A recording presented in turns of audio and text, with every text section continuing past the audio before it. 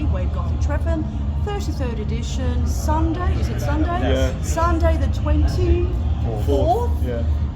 at Agra Hall with Frank and Sebastian from Corpus Delicti. Finally managed to get backstage to do an interview this year. Hello guys, nice to see you Hi, again. as always. Nice lovely hot weather here, eh? Yeah. We did an interview in February? Yeah. February, but it was a bit of a rushed one. We got interrupted, so now we're going to do a proper one. Yeah. Okay, this is your third time playing at WGT and at the huge stage hall. Fantastic. How was that experience? Great. It was great. It was really exciting, and the more we were playing, the more the room was packed. You know, so we were a bit scared. So maybe we're going to lose someone. But no. Lose someone? No.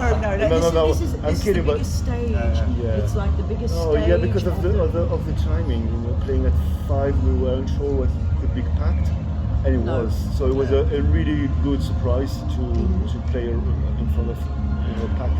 And lots of colourful and lots of young people in the audience as well, with big hair. Yeah, beautiful. School. You know, a bit of this and a bit of that, which is great. Yeah. So you guys have been on tour, from what I know, and this is part of the tour. Yeah.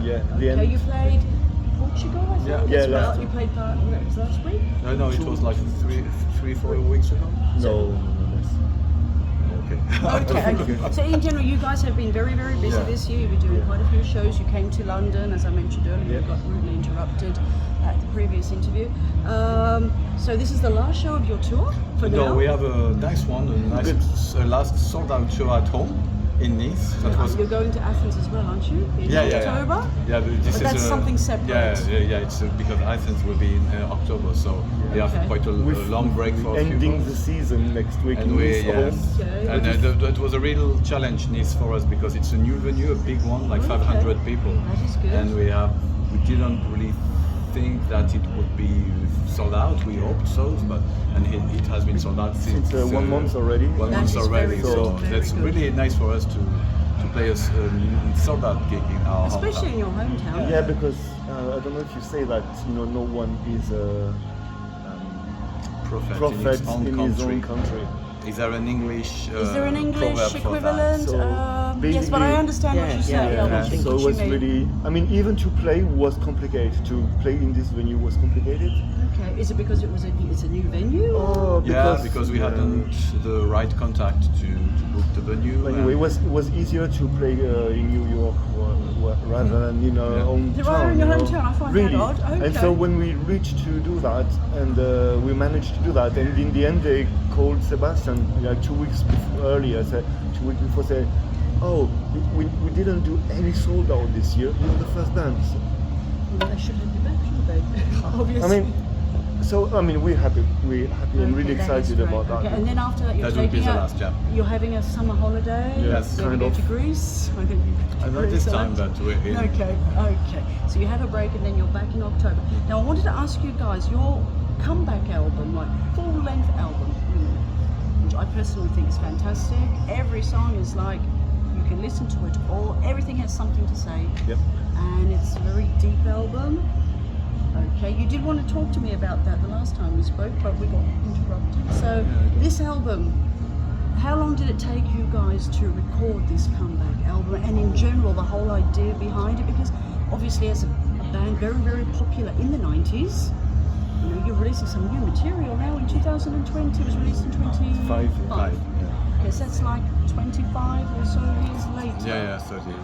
Nearly 30 years. So because Obsessions was 1995. So it's a very So this comeback album, what has the feedback been so far by fans, older fans, new fans, and in general the music press? The press was really interesting. I mean. We doing releasing the Chaos, the single 2 years before, 1 year and a half before was for us a big test. Has it been 1.5 years that you released Chaos? Chaos, It feels like yesterday. But I mean, because as we already said, the plan wasn't to do a new album, was just to do like 10, 15 gigs, just a random So it really wasn't on your agenda to do a new album, no? When we reunited, it was really just the idea of doing maybe 15, 20 gigs. Okay. We had the possibility to play in South America, for example, countries we have never been before. So we thought to ourselves, okay, let's do that. We've never played there, and people want to see us there. So let's go there. Even for us, was a good chance to play in front of a cool crowd. The idea was to do like big cities, London, Paris, Madrid, which we did at the first part of the tour, and slowly. We weren't really into the idea of recording new music. No. Okay. And it came little by little because after the show, most of the show were sold out, and people were asking, "Oh, was it something that you guys thought of all together? Was someone? Yeah, was it mainly you, Sebastian, or Frank? Yeah, I mean, maybe more Frank and Chris before me. Yeah. And when they first started talking about that, I told them, for me, it's too early. I mean, Chris and I, we were already trying some things together, but you know, it's funny because even now with the new technology, the best way for us to create a song is to be in the same room. Exactly. You know, so I started. No AI. No AI. No, never. I mean, no, never. And we can talk about that. And, yeah, we can talk about AI. We started to. I mean, you know, he did some demos, Chris did some demos, I did some demos, but at some point, I mean, we've been in the rehearsal room and I just started to play the guitar, chaos, you know, simple things, and I just wait. What the other was what they're gonna think? I mean, I said I think the track like something like a big tension. It's not gonna start quickly, but you know, just make it grow and then bang into the chorus. And basically I had the guitars of the verse and the chorus. So, and when it came on his own, basically it came on his own, and at some point we thought, okay, that's the good songs because it keep the Corpus signature, sound signature, but it sounds modern as well. It sounds as it's got a modern touch to it. It's quite catchy too. I mean, I know I don't like this term, but you know, but songs. I think all the famous goth songs have always been a bit catchy. I mean, if it's a song that is first of all 7 minutes long and isn't catchy, people won't remember it. Yeah, but you know, when you come back 30 years later, it has to be good. Of course it does. Of course it does. That was a condition to me because I didn't want to waste. Maybe I don't know if it's a good word. What we did in the 90s, because we were kind of proud of what the three albums we did in the 90s, and we know that those albums have a meaning for some people, you know. And I told them if we do new songs, they have to be excellent. Yeah. I don't want to do a fourth album just to say, okay, we did a new album. Yeah. But we all agree with that. I mean, it was obvious for us. Yeah, we all agreed. It was obvious. And when we did Chaos, that was like, okay, this one is good. This one could be the first single, and we don't have to. We can also be proud of this one, as we are of the like the album from the 90s. So yes, Chaos gave us some confidence and the in feedback. what we were still over. And we had good feedback. You did a lovely video for that. We had good feedbacks, and also we quickly noticed that the crowd. A lot of young people that obviously weren't born back then, as you mentioned on stage. They weren't born. And now they're discovering some older bands that are still active. And these people, you know, you notice on stage when people sing along, and they were, of course, everyone knows Saraband. Yes. But slowly they start to sing Chaos. I think they were singing at the Chaos same, as well. and Chaos is becoming like really important track. So that's what we are telling to ourselves from the last gigs we did. For example, in Portugal, people went crazy on Chaos, and even more than Saraband. So that's funny because when we did the reunion, Saraband was like the highlight of the show, and people were waiting for Saraband. And now, because most of the time we are playing Saraband and then Chaos, they are following the two of. They are following on the set list, and we have really noticed that people are really reacting like crazy on Chaos. That is good. So do you guys? I mean, obviously you're going to have a break now. You've got some gigs coming up, as you said, in October. Death Disco as well. You did play the Death Disco indoor festival, or was it the outdoor? No, the outdoor last year. Yeah. So are you guys like? Okay, obviously you want to have a break. Have any plans to start working on some new music? Yes. Yeah, it's on the way.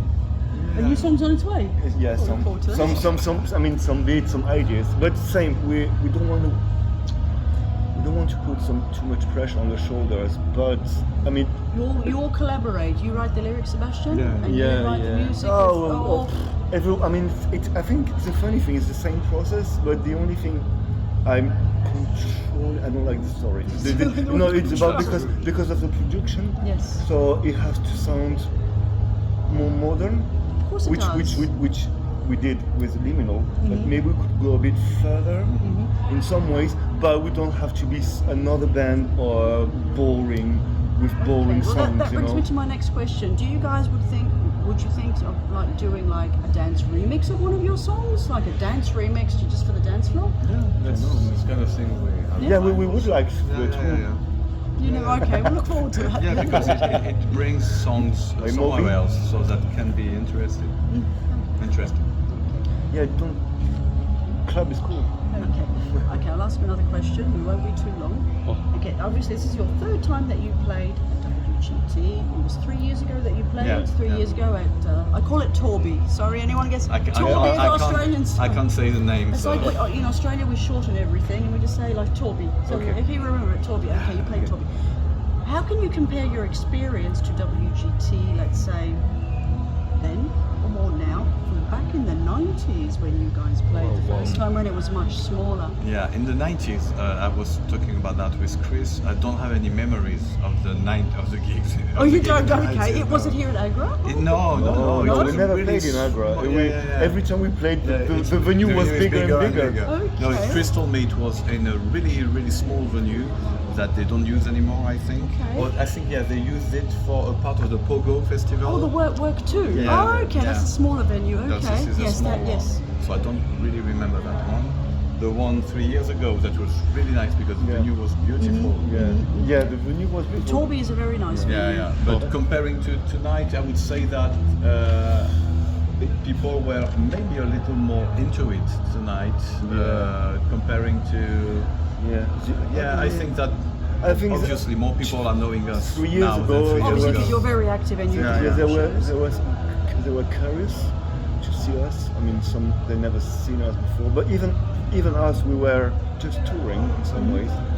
But with the new album, I think we naturally being more unconsciously taking care more and more of what we're doing on stage. Taking it more seriously? I'm not saying it not more seriously. I should rephrase that. No. I mean, I understand. It's not. We've always been serious, but now with the new album, more comfortable. It's not. We're comfortable, a bit more comfortable for other reasons. But I think because you're older, more mature. In general, you have a different outlook. I don't know. Every detail is important, and every detail is important on stage. And maybe 3 years ago we weren't. We don't play. Place, the more you play, the more we find our way, and we find your way exactly. Yeah, the way we have to be on stage. And with the new album, because when you play songs from the 90s, or the 25 years old songs, I don't want to say it's easy, but it's what people want, Yeah. But then when you come back with a full album, and we were saying, offline, like lately, I just look at the last set list we're playing, and on 10 songs we're playing 8 songs of the new album. Wow. But not because we have to, just because they're good and they fit the set list, I think the feedback we had from the album, from the press and from the audience gave us confidence. And so this confidence, I think, is also, you can also view this on stage when we are playing on stage. Because when we talked about releasing a new album and new songs, we talked about that. I told them, okay, but in the next set list, we're not going to play 5 or 6 or 7 songs from the new album. People want to hear the classics. Would like to hear all the classics, and if we play 7 songs from the new album, they won't be there anymore any longer. So, and finally, it's the contrary, because we think that these songs fit really well with the old ones. Also, we will never give up playing the old ones, of course, because there are many old songs we like to play. But both periods are really working well together.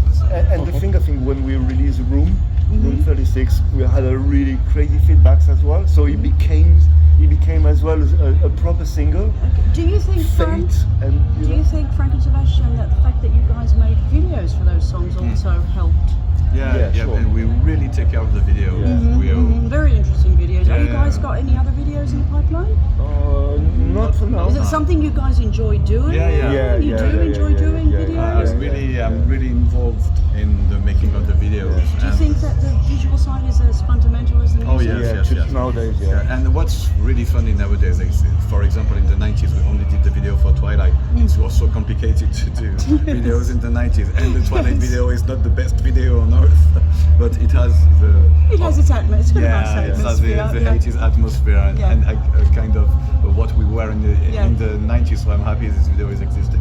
But now it's easy to make video, much more easy. You don't have to rely on so many other people, maybe. For example, the Fate video we did, my son released the video, and we did it with a 80s camera, so it cost nothing to do the video. And it's the most popular one on YouTube, so that's funny because... the thing, because when we did Room 36, we got really good cameras and a proper team. 20 people team. We were thinking, we thought... I've seen the making of for that one, and we were thinking, if we want to do better, it's going to cost lots of money. So just go the other side. Let's take the other way. Go do like a DIY thing, like it's going to look like a video. It's always been more DIY. I agree with that more than like this, people paying for expensive videos. I mean, it's all about DIY. You're an That's artist. what we did with the album. We did our own label. We did all by ourselves. Even the package to send to the people when we did when they did the pre-orders, it went like crazy. And when I was looking at the pre-orders, I was like, wow, this is excellent. And then after I said, oh my god, we will have to send all of this out. We had to do all the... We haven't slept for 1 week to send everything, but we did it ourselves. Exactly, which is what it's all about with that scene. Yeah, and also not the saying studio anything else. thing, Okay, 2 more questions. How do you see the scene in general compared to, obviously, when you're young, you see it much different. We're still young, but when you're younger, you see it a bit different. How do you see it like from the 90s to now? Has it changed a lot, or in general it's the same, but just different places? The alternative scene, the goth scene in general. I won't answer. Sorry? I won't answer about the goth scene. We don't find many bands interesting in the goth scene. Do you think there is a goth revival? There's lots of bands around. It's like IA, We'll talk about that. That's my last question. I mean, they're 2 on stage with keyboards singing Let's talk about the bands we like. There are many. There are some good bands. There are good bands, but there aren't that many anymore that are interesting. No, they one person, and so the problem are the promoters, because these bands cost nothing. So they play, they invite them, and I'm sorry, I'm a bit rude, but... No, don't worry, we do natural interviews, and me and for Jason, us, we're spending so much time to find nice melodies, emotions and stuff, and these new bands, it's like the preview of the IA things, and now they're gonna press the button, you've got a song. Is there a standard recipe? There are many interesting bands we like. For example, Dietz. You know the band Dietz from are they goth? It's not goth at all. It's like most post-punk. Personally, I really like Idols. Also, Idols. I love Viagra Boys or whatever. This kind of band, but they're rock and roll bands. Yeah, and the most interested for me, I think we talked about that. It's HMLTD. It's a London-based band. I really love. London-based? I thought they were Berlin-based. No, they're from London. Yeah. Okay. And we are in contact with them. Okay. So I met them at they came to see us at the garage last time, and we finally met them, and it's a band I admire for 5 or 6 years, and these are for us really interesting. But Frank is really also into Trent Moller. Trent Moller. It's more electronic. I mean, even the Switch 9 Inch Nails did. I love that.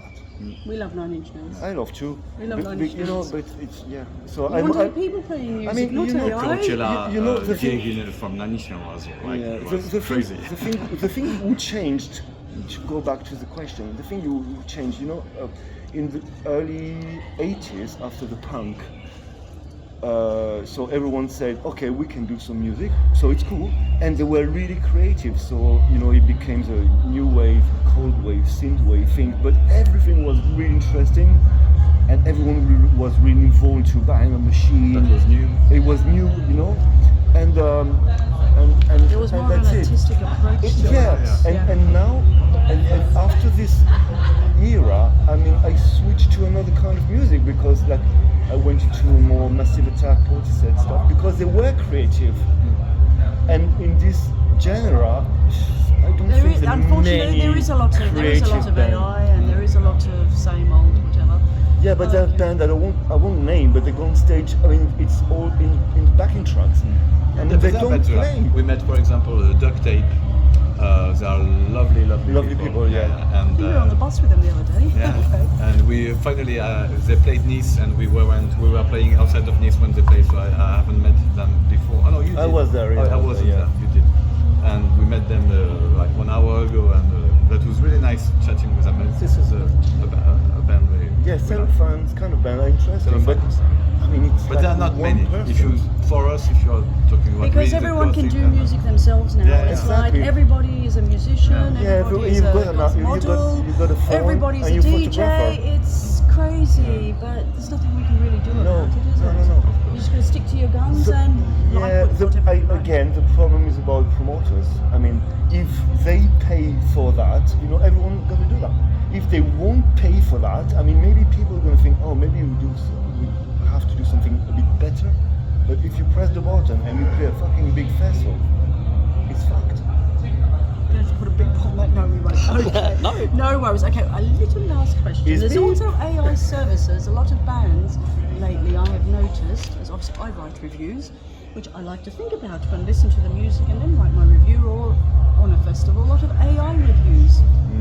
People, bands giving their information to AI services for their reviews. Have you not heard of that? No. They did. There are AI services. These new services that bands give information and they write reviews on what they're about. Okay. That's something you didn't know about. Okay, so you can't have an opinion if you do. No, I mean, Obviously, I find it a very. No. It's not a very good thing, is it?